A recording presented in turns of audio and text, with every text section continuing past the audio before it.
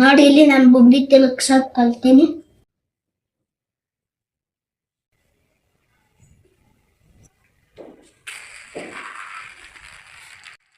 Wow, super ವಿಶ್ವಾಸ್.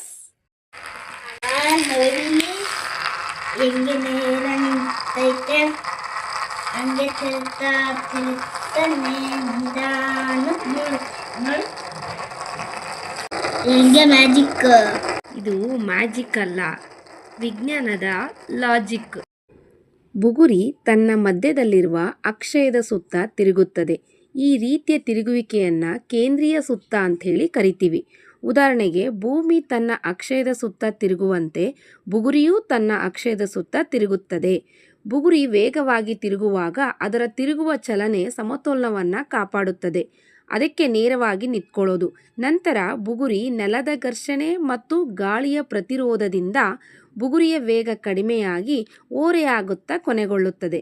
ಈ ತತ್ವವನ್ನು ವಿಜ್ಞಾನದಲ್ಲಿ ಜೈರೋಸ್ಕೋಪಿಕ್ ಪರಿಣಾಮ ಅಂಥೇಳಿ ಕರಿತೀವಿ. ನಮ್ಮ ಜೀವನದಲ್ಲಿ ದಿನನಿತ್ಯ ನಾವು ಕಾಣಬಹುದಾದ ಫ್ಯಾನ್, ಸೈಕಲ್, ಕಾರಿನ ಚಕ್ರ, ಕುಂಬಾರರ ಚಕ್ರ, ಇದರಲ್ಲೆಲ್ಲ ಜೈರೋಸ್ಕೋಪಿಕ್ ಎಫೆಕ್ಟ್ ಇದ್ದೇ ಇರುತ್ತದೆ.